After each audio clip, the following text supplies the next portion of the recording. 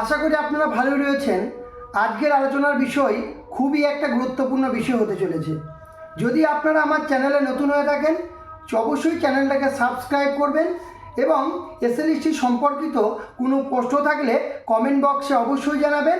আমি আমার সাধ্যমতো উত্তর দেওয়ার চেষ্টা করব। আজকের আলোচনার বিষয় হচ্ছে কাউন্সেলিং সম্পর্কিত বিষয়। তো আমাকে গত ভিডিওগুলোতে বারবার স্যার জিজ্ঞেস করছেন আপনারা, স্যার কাউন্সেলিং নিয়ে একটা ভিডিও করুন, কাউন্সেলিং কেমন হয়, কী ব্যাপার না ব্যাপার সেই সব সম্পর্কিত আজকের ভিডিওটা থাকছে। দেখুন, প্রথমেই বলি কাউন্সেলিংটা কি।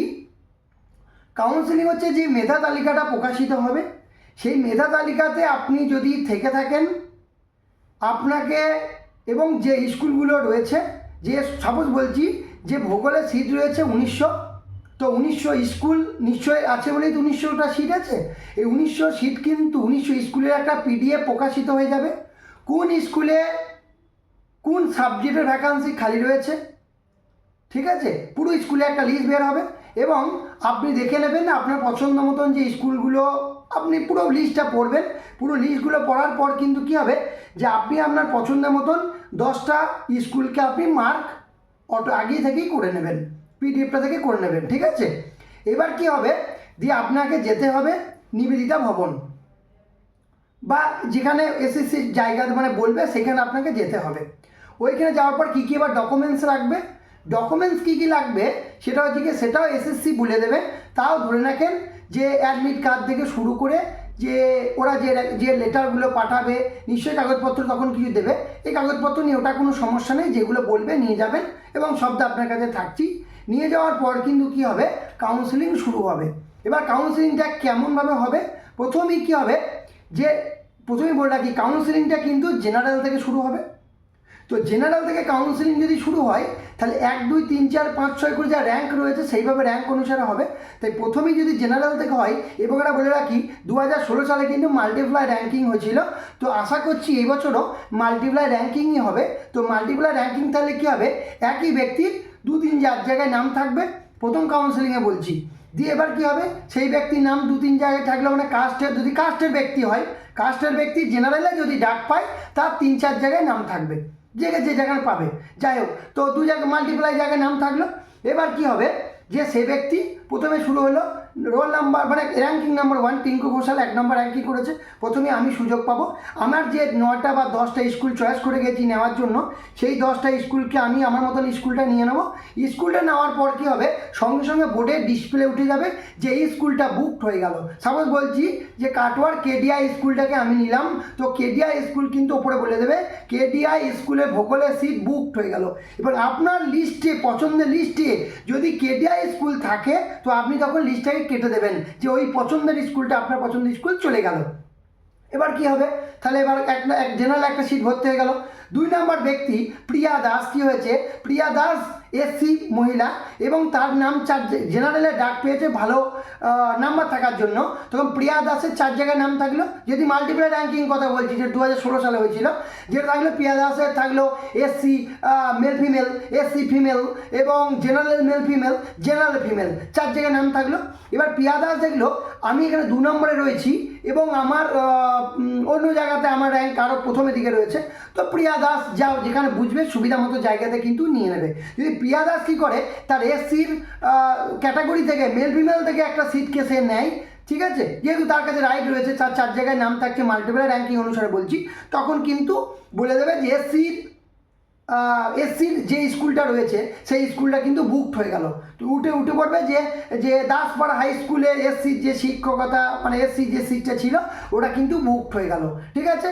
এইভাবে কিন্তু পুরো সিস্টেমটা চলতে থাকবে। এতে দেখুন কী হবে, এতে জেনারেলে যদি কেউ নেয় জেনারেলের সিটটা কিন্তু বুকড হবে, আর যদি কেউ কাস্টে থেকে জেনারেলে থাকার পরও কাস্টে থেকে নেয় তবে তার কাস্টের কিন্তু সিটটা কিন্তু কী হবে, বুকড হতে শুরু করবে। এইভাবে কিন্তু সিটগুলো কমতে থাকবে। এবার পরবর্তী প্রশ্ন যে 1900 যে সিট রয়েছে, 1900 যে সাপোজ বলছি জিওগ্রাফিতে 1900 যে সিট রয়েছে, 1900 জনকে কি একসাথেই কি কাউন্সেলিং হবে? আমি বলবো একদমই না। 1900 জনকে একসঙ্গে কাউন্সেলিং করানো সম্ভব না। হয়তো বললো যে 1 থেকে 500 জনের কাউন্সেলিং আজকে হবে এবং 500 থেকে 1000 জন র্যাঙ্কিংয়ে কালকে হবে। এইভাবে কিন্তু র্যাঙ্কিংটা চলবে এবং একদিনে করা কখনোই সম্ভবপর নয়। যাই হোক, এসএসসি বলা যায় না একদিনেও করতে পারে, যেহেতু এবছর সময় কম, কিন্তু আমি বলবো যে 2-3 দিনে হতে পারে, পরপর 2-3 দিনে হবে। যাই হোক, এবার জেনারেলদের কি কাউন্সেলিং আগে হবে? অবশ্যই আমাকে যে প্রশ্নগুলো উঠে আসে, জেনারেলে কাউন্সেলিং আগে হবে, যেহেতু তাদের র্যাঙ্কিংয়ে প্রথমের দিকে রয়েছে, জেনারেলে কিন্তু র্যাঙ্কিং আগে হচ্ছে। ঠিক আছে, এবার মাল্টিপ্লাই র্যাঙ্কিং হলে কি একজনের নাম কি অনেক জায়গায় থাকবে? অবশ্যই থাকবে। মাল্টিপ্লাই র্যাঙ্কিং মানে তো ওইটাই, যে একজনের নাম তো বহু জায়গায় থাকবে, এটাই তো মাল্টিপ্লাই র্যাঙ্কিং। তবে তিনি যেখান থেকে, যে কাস্ট থেকে স্কুলটা চয়েস করবেন, সেই কাস্টের স্কুলটা কিন্তু তাড়াতাড়ি ফিল আপ হয়ে যাবে।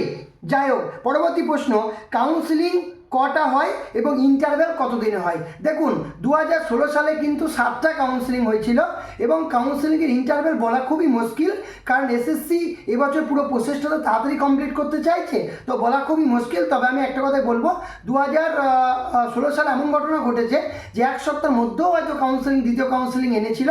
তো আমি ধরে রাখতে পারেন এই বছর যেহেতু তাড়াহুড়ো হচ্ছে, তো 1 সপ্তাহ টাইম কিন্তু আপনি কাউন্সিলিংয়ের জন্য, counselling interval, first counselling, second counselling interval আপনি 1 সপ্তাহ ধরতে পারেন। পরবর্তী প্রশ্ন, কাউন্সিলিংয়ে যদি আপনি অ্যাবসেন্ট থাকেন তাহলে কি পরে আর সুযোগ থাকবে? আমি বলবো একদমই না।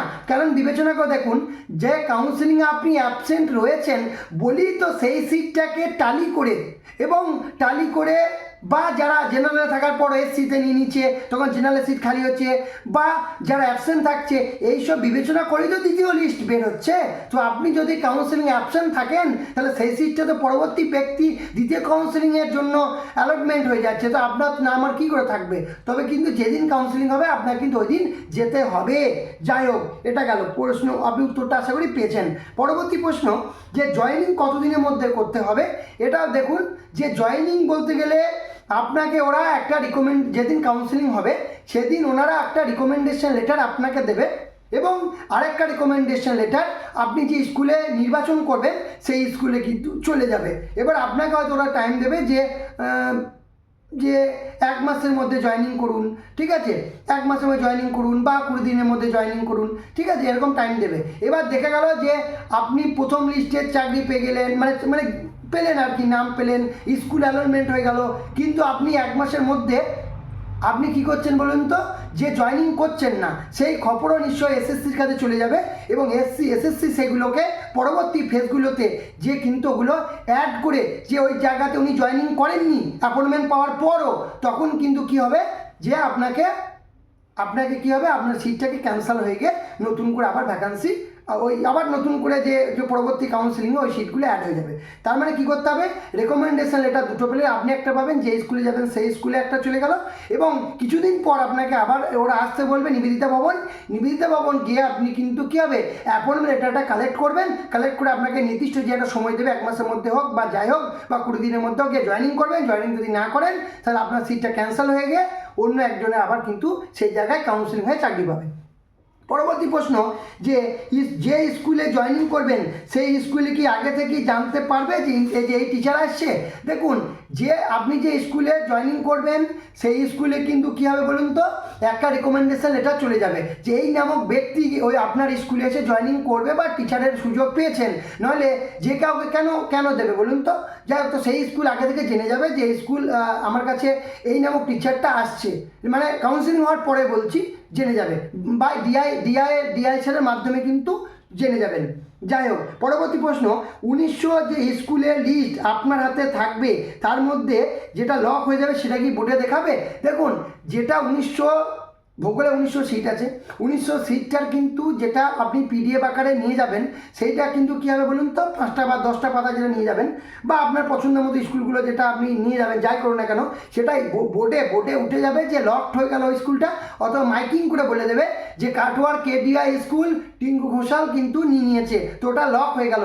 তখন আপনার পছন্দের স্কুল যদি কাটোয়ার কেডিআই থাকতো সেটাকে আপনি কি করবেন, কেটে দেবেন, এবং তার পরবর্তীকালে যেগুলো আপনি আরও নির্বাচন করেছেন সেগুলোর মধ্যে আপনি কিন্তু পাবেন। যদি আপনার আগে যারা র্যাঙ্কিং থাকে তারা যদি আপনার পছন্দের স্কুলগুলো তারা নিয়ে নেয়, তখন কিন্তু আপনাকে আপনার পছন্দের স্কুল আর পাবেন না, আপনাকে তখন অন্য অন্য স্কুলে কিন্তু কাছে যে আপনার বাড়ির কাছে কাছে যে স্কুলগুলো আছে সেগুলোকে খোঁজ করতে হবে।